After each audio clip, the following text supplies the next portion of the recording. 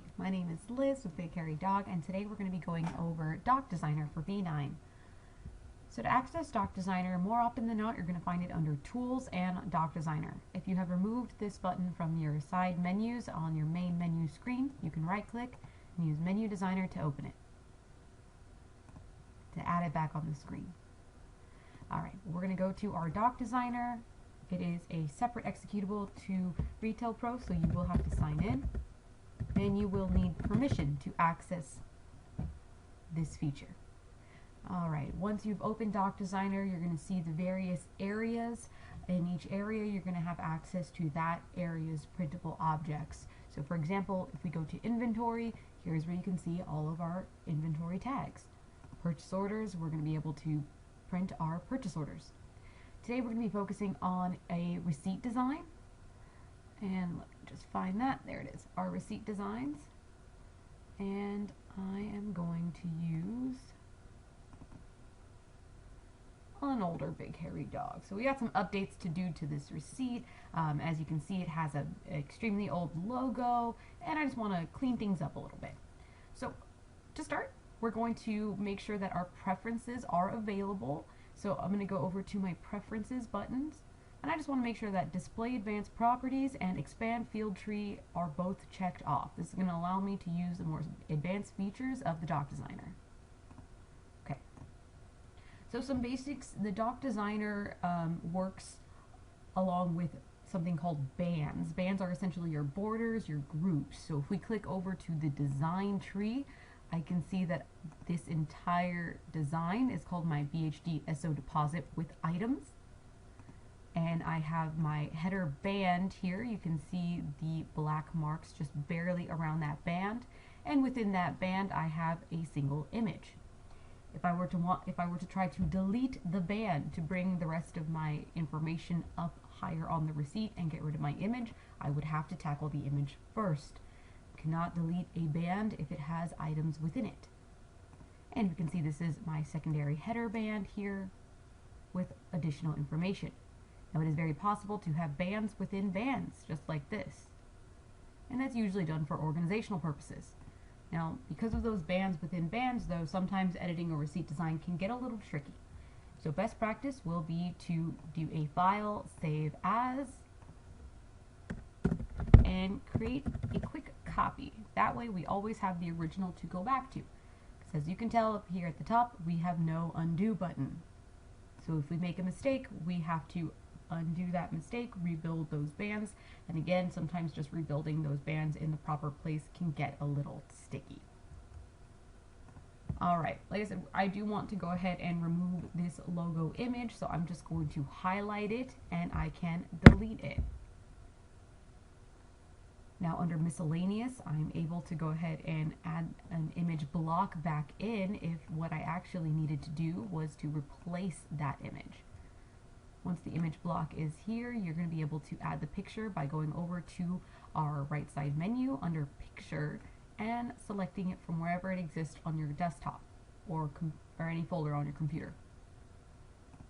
Alright, I'm going to shrink this band at the top. I'm going to leave that there, and I'm going to just go down a little bit. So my address line here, I can see that this is pulling my store heading. To confirm what data is being pulled, you're going to highlight on the field and then look at your data field name. In V9, the Doc Designer does display the code, but if we hit those three little dots, we can see the native English. So that is my store name. Under Caption, you can change this, and that'll change what displays here in Doc Designer. This does not give it a title. For that, we will actually look to the title section. So you can add titles to any fields. Titles do print on the documents. Captions are for references on the Doc Designer. Alright, and we can see natively this is printing store address 1, store address 2, and we're going to continue as it goes down. So store address 1, 2, 3, that is all being pulled from my system preferences. And this is very similar to what we call the shotgun approach. Everything is on the receipt design, and it will print if necessary. If populated, it will print. if our store address 3, 4, and 5 are blank within system preferences, then nothing will print here in the doc designer. Let's take a quick look down. So this is specifically for SO, so it does have an SO type here, SO type, but again, that is directly linked to that database file. So because of that, if there is no SO type listed on this particular receipt, then it will not print. Alright, but this one receipt will work for layaways, customer orders, sales orders, and it will just print the correct version, the correct type here, as well as our SO number. This is an example of where we are using a title. Alright, from there we have our bill to information. So with this bill to information, I have actually a blank field right under that. That is just to give me a little bit of space in the design, so I'm going to go ahead and keep that.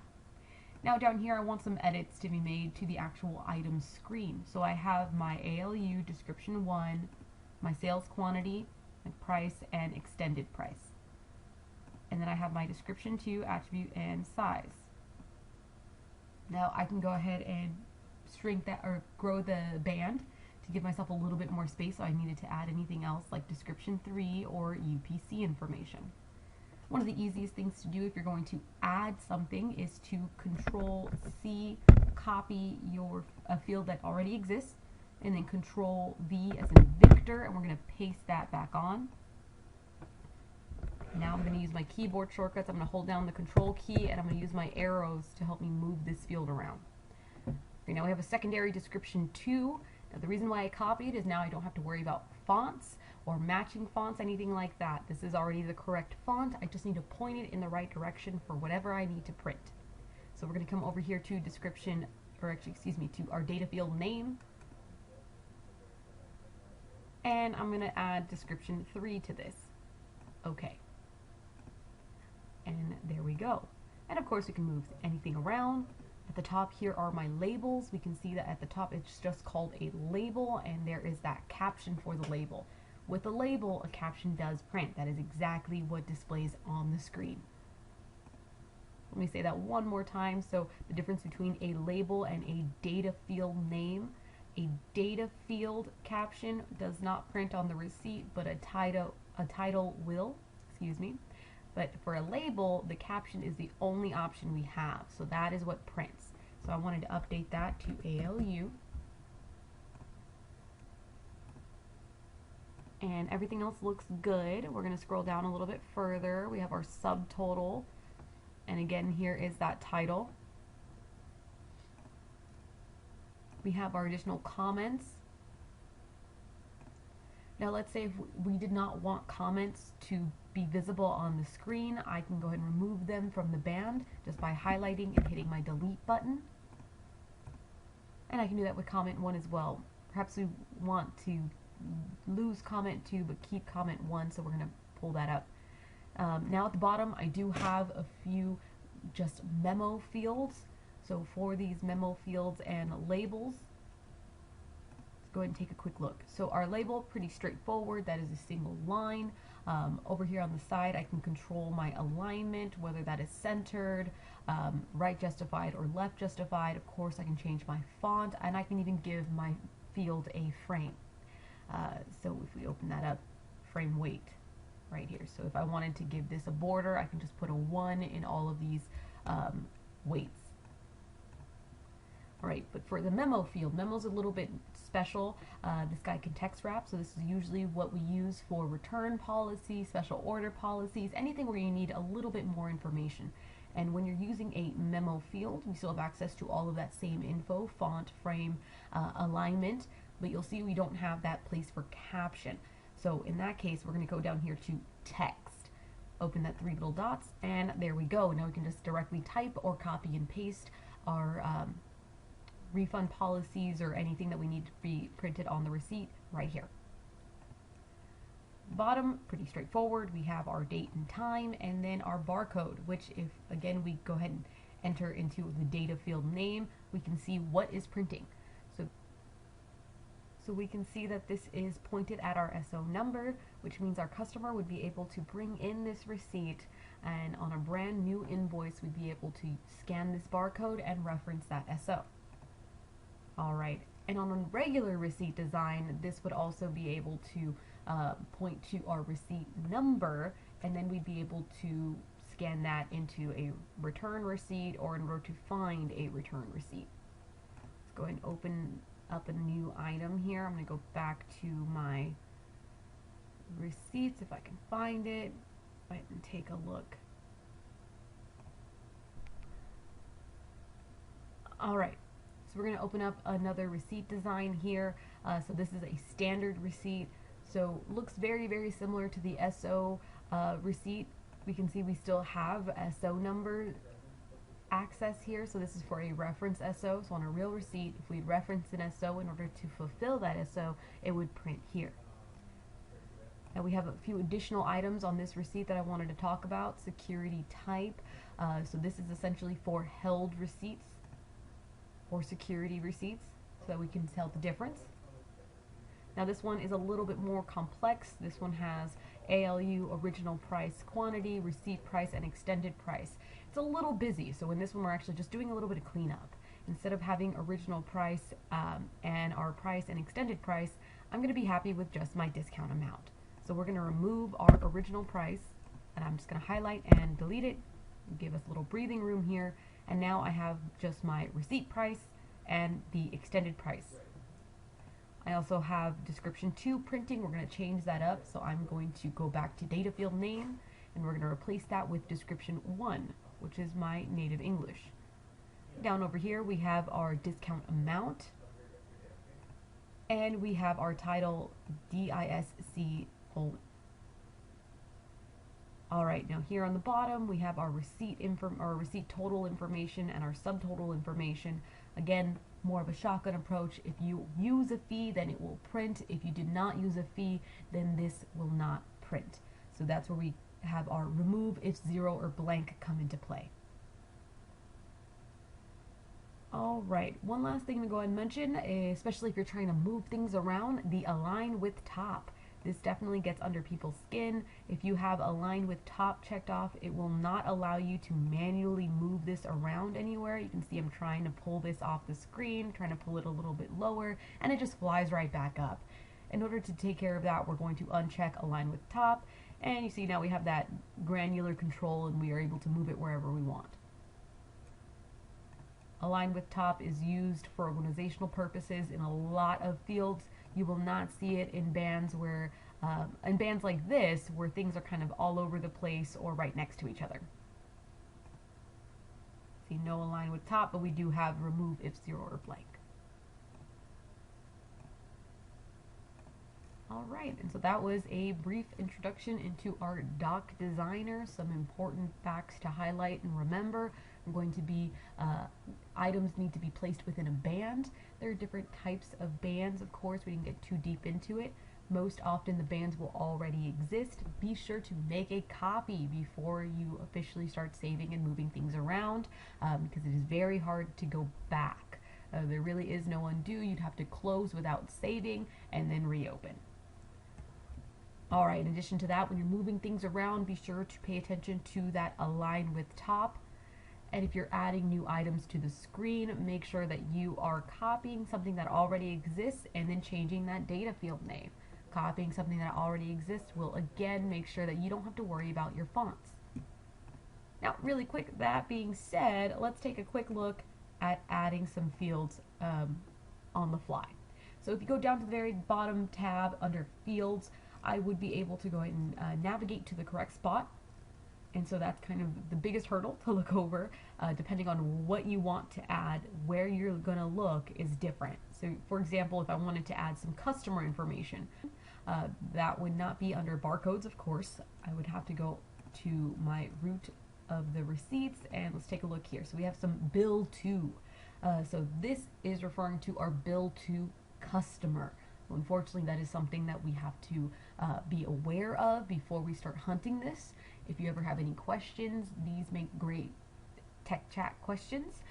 Just really quick, what field am I looking for if I'm looking to add customer UDF1? Alright, And so we would be able to go ahead and pull this up, and here is that customer bill to UDF1. So I'd be able to add that to the screen here, and then I can jump back into property so I can fully edit this. So I might want to do something like proportional width, just like all of its friends. Proportional width allows it to grow and expand to the size of the band that it is in. The band that it is in is the size of my receipt paper here. Now, I might also want to align with top to make sure I don't have any gaps, I'm not missing anything. Now, I might want to put a title on here, my bill to UDF. This might be birth date, this might be VIP membership expiration, so I can add that to my title so it prints at the top of my receipt. And then of course I do want to make sure that I'm double checking the font, make sure that it matches the rest of my receipt. And so on the rest of my receipt I'm using an Arial 8. Over here this is an Arial 8, so we're looking pretty good. Alright, now really quick, I did have this spacer, so I'm going to go ahead and drag that spacer down below my new bill to UDF1 date. It is still aligned with top, so it's flush up against that next field, and I have my spacer. So since I have my spacer, I can shrink this band. I don't really need all of that empty space there, and I can continue on. Alright. Some basics on moving the fields around. Of course, we did talk about being able to use our keyboard shortcuts, holding down that control key, and then using your arrows will move the field that you are focused on, or fields.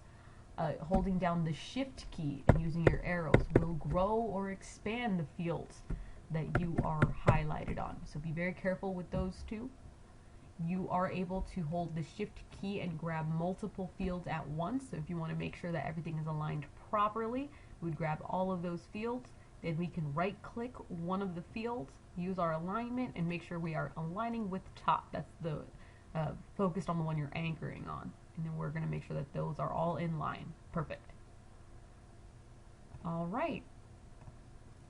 So that's about it for this brief introduction into our doc designer. Feel free to start playing around. I might suggest starting with a tag. Those tend to be one bands and a little bit easier to sink your teeth into. But besides that, if you have any other questions, please feel free to give us a call at 916-368-1070. That is our main tech support line, and we'd be able to get you on the board so a tech can dive in and help you out. Or you can ask for the service department, and they'd be sure to set you up with an appointment with your trainer so that we can go ahead and walk through a full overview of our doc designer. Thank you so much. And again, my name is Liz with Big Hairy Dog. Have a good one.